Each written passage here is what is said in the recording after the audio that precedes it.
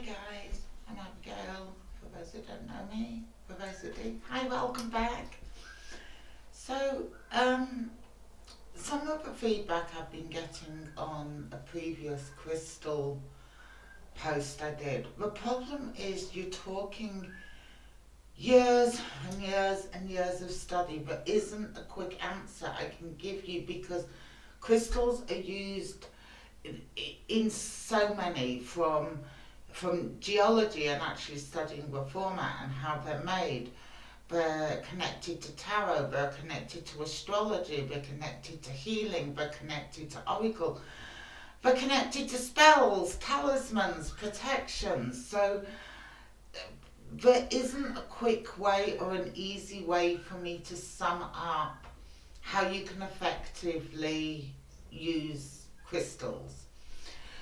Um, One that did come up was about turning a crystal ball into an oracle ball. This takes time and it takes patience, and you're working with that ball. The first crystal ball I did took me working daily with it over 4 weeks before all of a sudden like this great big eagle just appeared to come out of a crystal ball, knocked me off my chair, and it was like, wow, what just happened? And then when I looked in the crystal ball, I could start to see pictures and shapes and stories. Um, this crystal ball took me 15 minutes, and what looked like a little imp jumped out, ran away, and as soon as he was gone, I could start seeing pictures in this one. I have two crystal balls, one I've had nearly a year and one I've had for about 8 months. Both of them are just crystal balls. They are not oracle balls. No matter how much I work with them, they're challenging. And you just keep on working with them until something happens and the feel of the crystal changes, how you want to hold it changes, it becomes very tactile, it almost feels like it's moving, and that's when you know you've got it right. There's no, if you do this for 6 weeks it will happen. It might not. Some crystal balls are just pretty and you keep working with them. Where there's a little bit of a problem is you have to use a reputable dealer, and I have to say most dealers do not go out of their way to sell coloured or colour enhanced crystals. It tends to be ignorance of their subject, but they end up buying these crystals. They're not actually going out of a way to con people. But citrine is a big one that's faked, and so it doesn't have its properties. So citrine, if you're using it for healing, it's liver, kidneys, bladder, bowels. It has none of those properties if it's just a coloured stone. So your crystal's going to be as good as your dealer. Now, yes, I could use this crystal ball in a crystal healing. The problem is, do I really want to pair with this crystal ball? Because if you're using it in a healing, you would 9 times out of 10 give it to a person you've used it on, and in the 10th instance you would actually bury it somewhere in your garden. To read with this crystal ball is just as effective as reading with this crystal ball. You still have to go through the same process to turn this into an oracle ball, in that you have to work with it, you have to spend time with it, you have to get whatever it is that is in there that's clouding it to go and live in your garden or go to the beach. And only once it's gone do you start to see pictures emerge in it. It's not like Hollywood, it's not going to get all cloudy and yeah, it doesn't quite work like that. But when for me traveling, I can take some of the smaller crystal balls and work just as effectively with as a crystal ball reader with this. This is actually a smoky quartz one, which they're actually quite difficult to actually turn into crystal balls, and you can feel the scrapings where it's been done. So if you're using it for a healing,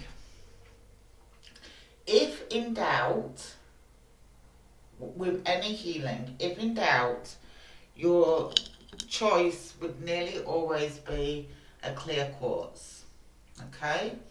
Because a clear quartz is quite universal. Your other two that are quite universal are rose quartz and amethyst. Amethyst is connected to mental clarity, to seeing clearly. Don't forget that you also have crystals connected to birth signs as well, so it takes into astrology. There's so this is my favourite crystal at the moment, which is peacock ore. It's quite hard to get your hands on a good piece of it. But something that's so little actually costs so much, so I wouldn't be using it in this piece in a healing. I would go for some of the littler crystals. So I have an onyx here, which is in a little heart shape.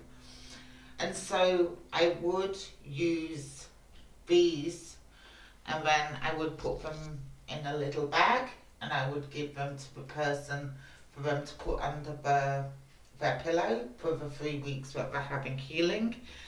And then just pick whichever one feels good that day, put it in their pocket, put it in their purse to help with that ongoing feeling. One of the things we need to remember is that chakra colours, they were originally all white, and you went away and you meditated and you came up with the colour that they are. As Europeans, we made it easier. We just did the rainbow. Richard of York gave battle in vain. Yeah, so we've just done the rainbow. Now the thing is, if so, to put red is associated with inflammation, but it's also associated with fight and passion. So sometimes someone's aura will change, and that will change what crystals you would use in a healing.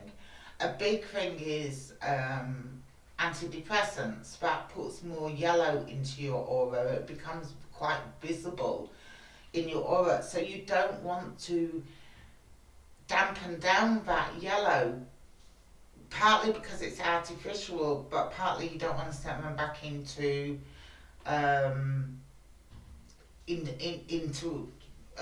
another depression. So you would go for a clear quartz in that case, so you're not affecting any of the medication that they're having, and you're not changing that yellow. So if someone has something like rheumatoid arthritis, which is inflammation and it's really painful, you would avoid the red altogether, which is the base chakra colour, and you would put in colours to bring down, so like pale blues, pale greens, that bring down that inflammation. The problem is, as I said at the beginning, this is years and years and years of study. Because I can't do a video and give you answers, because that's just not how it works. And then you have the other aspect of every single person you deal with is an individual. One ball does not fit all. One type of crystal ball reading does not fit all. One level of, or how you put out the crystals for a healing is not going to fit everybody. If you're doing proxy healing, yes, you can do proxy healing for a crystal. But the usual reasons that we don't and we go for something bigger is with a crystal you don't tend to cut it off. And we do tend to with if we're using a teddy or a doll or some other form of proxy. Um, if I do a proxy healing through a crystal, that crystal then goes into a healing bowl in my healing room where it remains until the second session, which is a week later, then the third session, and then it stays in the bowl another week, and then it gets buried in. I have a part of my garden that has consecrated ground, and it goes in there. Okay, I'm sorry I couldn't be more help, but it is really complex. It is years worth of study. Um, and then when you think you know it, you'll find it's related to something else, and that will take you down a different path. Um, it is very complex area. I'm not a specialist in it. I only know enough to get me by doing what I do. With it, I am hoping that I will be able to bring a specialist in soon, and maybe she can have a word with you and give you a little bit more insight than I have with regard to some of the properties with crystals and how they can help us. Crystal pendants, great protection. They're a form of amulet. So I'm not dissing them in any way, but I see so many people walking around and their crystal is dirty. Okay? Moonlight, running water, in a stream. Do not use salt on your crystals. It causes cracking inside the crystal and your crystal will shatter.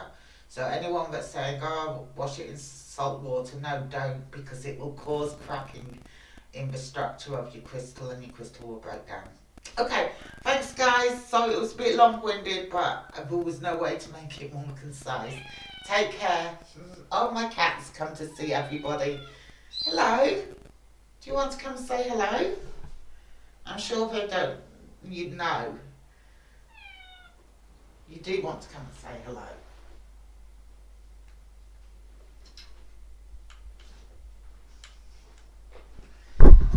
Oh. So it's been a while since he's been in, so you're supposed to be looking that way.